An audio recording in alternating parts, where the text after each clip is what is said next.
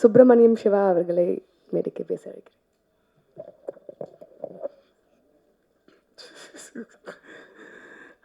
அன்பான அனைவருக்கும் வணக்கம். காலத்தினால் செய்த நன்றி சிறிதெனினும் ஞானத்தின் மான பெரிது. இது திருக்குறள். திருக்குறளில் செய் நன்றி அறிதல்னு ஒரு அதிகாரம் திருவள்ளுவர் பண்ணியிருக்கார். செய் நன்றி அறிதல். இந்த நன்றி சொல்கிற விஷயம் நான் நிறையா இடத்துல சொல்லியிருக்கேன். நான் யாருக்கு நன்றி உணர்வு அதிகமாக இருக்கோ அவன் எல்லா துறையிலையும் சிறந்தவனாக இருப்பான். அவன் மிகச்சிறந்த ஒரு பண்பாளனாக இருப்பான். நன்றி உணர்வு தான் நம்மகிட்ட இருக்கிற எல்லா பண்புகளுக்கும் தாயானது. இதை சினிமாவில் யார் ஆரம்பித்து வச்சாங்கன்னு தெரியல. இந்த மாதிரி நன்றி சொல்கிறத அது ஏதோ ஒரு முதல் படம் இருக்கும், அவங்களுக்கு காலம்பூரா நம்ம நன்றி சொல்லிகிட்டு இருக்கணும். ஏன்னா இப்படி ஒரு விஷயத்தை ஆரம்பித்து வைக்கிறாங்க பாருங்கள் புதுசாக, அவங்களுக்கு நன்றி. ஏன்னா இந்த மாதிரியான ஒரு சிறந்த ஒரு படத்தை நீங்கள் எழுதி, ஏன்னா உங்களுக்கு உங்கள் ஷோ போடும்போதே நெல்சனை சுற்றிக்கிட்டீங்க, எல்லாம் சுற்றி ரொம்ப நல்லா இருக்குன்னு சொன்னீங்க. அதோடு இல்லாமல் அதை எழுதுனீங்க, அதை நிறையா இன்ட்ரெஸ்டில் சொன்னீங்க. அதனால தான் இந்த டிஎன்ஏ அவ்வளோ பெரிய வெற்றி அடைஞ்சிருக்கு. இந்த படம் என்ன செஞ்சுருக்கு அப்படின்னா, ஒரு விஷயம், இப்போ முயற்சி திருவினை ஆக்கும் அப்படின்னு திருவள்ளுவர் ஒரு கொட்டேஷன் கொடுத்துருப்பார்.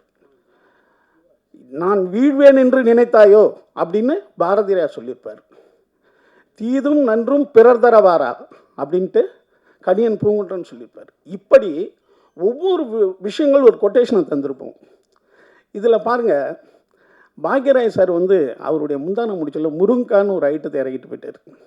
இப்போ முருங்கைக்காய் எடுத்துக்கிட்டு போவாங்க, கூச்சப்படுவாங்க. அப்போ ஒரு வீட்டுக்கு வாங்கிட்டு போகிற குடும்ப தலைவன். அதுக்கு பிறகு மணிவண்ணன் சார் அல்வான்னு ஒரு மேட்டரை இறக்கி விட்டார். நம்ம ஒரு திருநெல்வேலியிலேருந்து வரும்போது ஒரு அல்வாவை அன்பாக வாங்கி கொடுத்தா கூட என்னப்பா அல்வா கொடுக்குறியான்ற அளவுக்கு மாற்றி விட்டார். நான் திருடியில் கட்ட விரலுக்கு அடுத்த விரலுக்கு கொஞ்சம் நீட்டாக இருந்ததுன்னா அப்படின்னு சொல்லிட்டு ஒன்று சொன்னேன். அதே போல் இந்த படம் ஹாஸ்பிட்டலில் பிறக்கிற குழந்தைங்க உண்மையாலுமே நம்ம குழந்தை தான் வருதா அப்படின்ற எனக்கு கிட்டத்தட்ட ஒரு 5 ஃபோன் பண்ணாங்க. 5 பேர் ஃபோன் பண்ணாங்க. என்னங்க பயம்படுத்தி விட்டுட்டார் இந்த டைரக்டரு.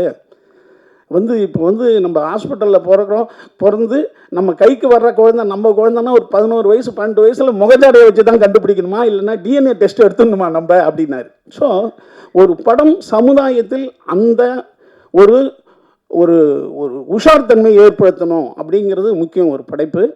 அது இந்த படத்தில் அருமையாக அது ஒர்க் அவுட் ஆகிருக்கு. அதுதான் ஒரு படம் சமூகத்திற்கு ஏதோ ஒரு விழிப்புணர்வை ஏற்படுத்தணும். அது டிஎன்ஏவில் அருமையாக இருக்குது. அதுக்கு இப்போ அதிஷா சொன்ன மாதிரி அவர் சொன்னார் பாருங்க, புனைவில் உண்மைத்தன்மை எவ்வளோ ஜாஸ்தியாக இருக்கோ அது சிறந்த திரைக்கதைன்னு ஒரு அருமையான விஷயத்தை ஒரு விளக்கம் கொடுத்தார். ரொம்ப அற்புதமான விஷயம் அது. அதே போல் பத்திரிக்கையாளர்களை நிறைய பயன்படுத்தணும், நம்ம எழுத்தாளர்களை அதிகம் பயன்படுத்தணும் அப்படின்ற ஒரு விஷயத்தை அருமையான விஷயத்தை இங்கே பதிவு பண்ணியிருக்காரு. இதெல்லாம் நீங்கள் எழுதணும். அப்போ தான் நிறைய இயக்குநர்கள் நிறைய ரைட்டர்ஸை கொண்டு வருவாங்க. அண்ணன் போஸ் வெங்கட் சொன்ன மாதிரி மலையாளத்தில் ரைட்டர்ஸுக்கு அவ்வளோ பெரிய ஒரு மரியாதை இருக்கும். அங்கே ரைட்டர்ஸ் தான் ஃபஸ்ட்டு. நம்ம இன்னும் சொல்லப்போனால் ஆங்கில படங்களே மிகச்சிறந்த நாவலை தான் படமாக எடுக்க ஆரம்பிப்பாங்க. நம்ம நினைக்கிறோம்ல கதையை வெளியே போயிடுச்சுன்னா அந்த கதை ஈஸியாகிடும்ட்டு. அதெல்லாம் கிடையாது. மிகச்சிறந்த நாவல்களை தான் நம்ம படமாக எடுத்து மிகப்பெரிய ஹிட்டு கொடுத்துருக்காங்க பல படங்கள்.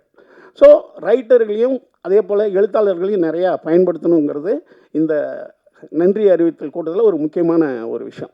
அடுத்தது நன்றியில் இப்போ எனக்கு ஒரு சின்ன ஒரு கதாபாத்திரம் இதில் கொடுத்துருக்காங்க. ஆனால் நான் என் வாழ்நாள் பூரா சொல்கிறவங்களாம் என்ன சொல்கிறாங்க, ஏங்க அருமையான ஒரு விஷயத்தை உங்களுக்கு பண்ணிட்டாங்க இந்த படத்தில் அப்படின்னு சொல்கிறாங்க இல்லையா. இது என் உள்ள மனசில் எப்போதும் இந்த டீமுக்கு இயக்குனருக்கு மட்டும் கிடையாதுங்க. ஒரு ஹீரோ அவர் என்ன சொல்லியிருப்பாங்க, ஏங்க அவருன்னு கூட அவர் சொல்லியிருக்கலாம். அடுத்தது இந்த ப்ரொடியூசர் அல்லது ரைட்டர் யார் வேணாலும் ஏங்க அவரை போடலாமே அப்படின்னு சொல்லியிருக்கலாம். அதுக்கு என்னை ஒத்துக்கிட்டதுக்கு இவங்க அத்தனை பேருக்கும் என்னுடைய நன்றியை தெரிவிச்சுக்கிறேன். அடுத்தது நம்ம தம்பி கேமராமேன் பார்த்தி அதாவது ஒரு மனிதன் இப்படி இருக்கிறவன் இவ்வளோ திறமையோடு இருப்பான்னு நீங்கள் பார்வையால் நீங்கள் கணிக்கக்கூடாது.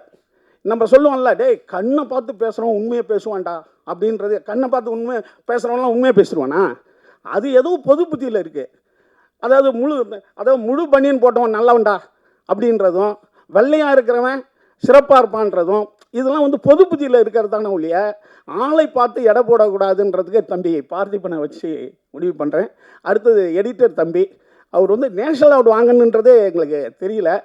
பாருங்கள், ஒரு நேஷனல் அவார்டு வாங்கிட்டு எப்போதும் போல் எளிமையாக இருக்கிறதுங்கிறது ரொம்ப அருமையாக இருக்குது. அடுத்தது நான் ஆடியோ லிஸ்ட்டில் இந்த ஹீரோயினை பற்றி சொல்லலை, நிமிஷா பற்றி. அந்த படத்தில் பார்த்தா அவங்க ஐயோ, அதாவது நாங்கள்லாம் வந்து ஜோதிகா பார்த்து மிரண்டிருக்கோம். அதுக்கு பிறகு வந்து இப்போ சாவித்திரியிலேருந்து ஆரம்பிப்போம் இல்லையா, ஒரு ஆர்டிஸ்ட் இப்படி இருப்பாங்கன்ட்டு. ஐயோ பிரமாதமாக நடிச்சிட்டிங்க, ரொம்ப அற்புதமாக இருந்தது. நிச்சயமாக தமிழ் சினிமாவில் ஒரு ஆர்டிஸ்ட், அதாவது பர்ஃபார்மர் கதைன்னு ஒன்று இருந்ததுன்னா, ஹீரோயின் கதை இருந்ததுன்னா இவங்க நிமிஷாவை தான் நிச்சயமாக இனிமேல் கூப்பிடுவாங்க. அந்த மாதிரி ஒரு அற்புதமான கேரக்டர் பண்ணியிருக்காங்க. அடுத்தது தம்பி அதர்வா வந்து என்னென்னு கேட்டிங்கன்னா, நான் சொல்லிகிட்டே இருப்பேன். நான் எப்போதும் பிடித்த வேலைகளை செய்கிறவன் வந்து சிறப்பானவன்ட்டு இப்போ அண்ணன் போஸ்வங்கிட்ட சொன்னார். என்னன்னு கேட்டிங்கன்னா, நான் மீண்டும் மீண்டும் சொல்கிறேன், இப்போ சொல்கிறோம்ல, என்ன நம்ம கெட்டு போயிட்டோங்க, நல்லா இருக்கிறோம். எம்ஜிஆர்லாம் தற்கொலைக்கு பண்ணி போனவர். எம்ஜிஆர் வந்து கேரளாவில் ரயில்வே, அதாவது எங்கள் அண்ணன் சக்கரபாணி மட்டும் ஒரு நிமிஷம் லேட்டாக வந்திருந்தா நான் ட்ரெயினில் விழுந்திருப்பான்றார் எம்ஜிஆர். நானே என் பிறந்தேன் அவருடைய வரலாற்று தொடரில். அப்போ என்னன்னு கேட்டால், எம்ஜிஆர்லாம் 15 வருஷம் இல்லவே இல்லை ஃபீல்டில், ஏதோ படம் நடிச்சிட்டு இருக்காரு. இந்த இப்போ மனைவி அண்ணன் இருக்கார், மனைவி பொன்மாணிக்கம், அவர் வந்து 8வது வள்ளல்னு ஒரு புத்தகம் எழுதியிருக்காரு. ஒரு 8-9 கதை இருக்குது எம்ஜிஆரை பற்றி கதை. மிகச்சிறந்த மனிதநேய கதைகள், மிகச்சிறந்த நன்றி உணர்வு கதைகள் இருக்குது அதில். அதில் வந்து அவர் வந்து இட்லி ஒரு அம்மா விற்கும் ஒரு இடத்துல. எம்ஜிஆர் வாங்கிக்குவார், வாங்கினா காசு இல்லை அவர்கிட்ட. காசு இல்லாத போது ஐயோ நான் காசு எடுத்துகிட்டு வரலாமான்னுவார். அந்த கிழவி சொல்லும், தம்பி இதை திருப்பி கொடுத்து, நீ இந்த காசை திருப்பி கொடுத்தா என்னுடைய லாப கணக்கு, கொடுக்கலன்னா என்னுடைய தர்ம கணக்குப்பா வச்சுக்கணும்.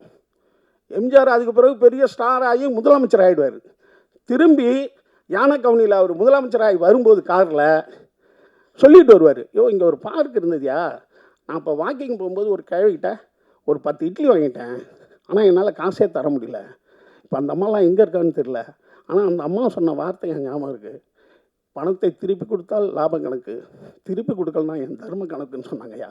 இன்றைக்கும் நான் தர்மம் பண்ணும்போது அந்த அம்மா ஞாபகம் வந்துக்கிட்டே இருக்கும் அப்படின்னு எம்ஜிஆர் சொல்லிட்டு போவார் அந்த காரில். அதில் இருக்குது, அண்ணன் எழுதின புக்கிலே இருக்குது.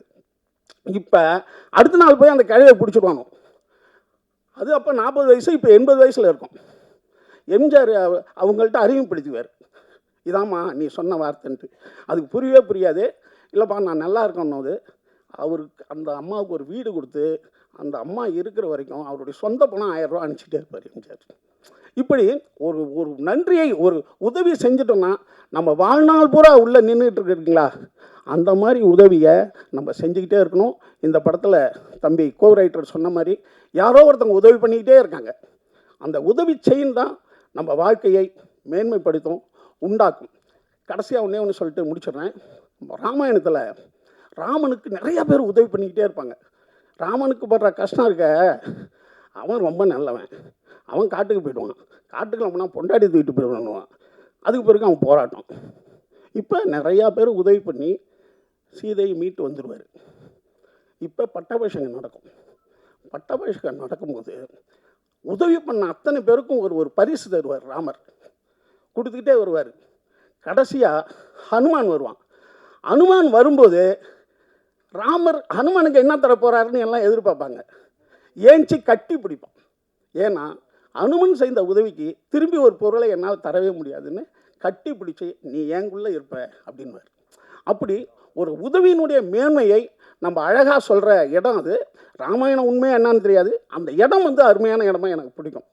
அப்போ உதவியை செய்யும்போது ஒரு மனிதன் அவனுக்குள்ளே நம்ம போயிடுறோம் அப்படின்ற ஒரு அருமையான கருத்தை இந்த படம் சொல்கிறது மட்டும் இல்லாமல் வாழ்க்கையில் உஷார் தன்மையோடு இருக்கணும் ஒவ்வொரு விஷயத்தையும் அப்படின்னு சொல்லுது. அதுவா வந்து இதில் மிகச்சிறந்த முறையில் நடிச்சிருக்காரு. அதுவும் அந்த தம்மு அடித்து விட்டுற இடம்லாம் உண்மையான அப்படிப்பட்ட ஆள் தானான்ற மாதிரி பயப்படுத்துகிற அளவுக்கு பண்ணாப்புல. ஏன்னா ரொமான்ஸாக இந்த வயசில் அவர் நல்லா பண்ணிடலாம். இந்த மாதிரி ஐட்டங்கள்லாம் இருக்குல்ல, அதை அப்படியே வாழ்ந்துட்டார்ப்பா அப்படின்னு சொல்கிற அளவுக்கு பண்ணாப்புல. ஏன்னா இந்த மாதிரி விஷயம்தான் டஃப்பான ஐட்டங்கள், அதையே சிறப்பாக பண்ணியிருக்காரு. அதர்வா இந்த படத்தின் மூலம் மிகப்பெரிய இடத்துக்கு நிச்சயம் வந்துட்டார். இனிமேல் அவருக்கான காலம் தமிழ் சினிமாவில் கொடிகட்டி பறக்கும். இந்த படத்தில் எனக்கு வாய்ப்பு கொடுத்த அனைவருக்கும் நன்றி. அண்ணன் ப்ரொடியூசருக்கு நன்றி. அப்புறம் தம்பி யாராவது விட்டுனா அம்மா விஜயம்மா இருக்காங்க, அவங்க கூட இதில் நடிக்கலை. நான் எல்லாத்தையும் சொல்லிட்டு அந்த பாப்பாவுக்கும் தென்றலுக்கும் நன்றி. உங்கள் அனைவருக்கும் மீண்டும் நன்றி சொல்லி உட்கார்றேன்.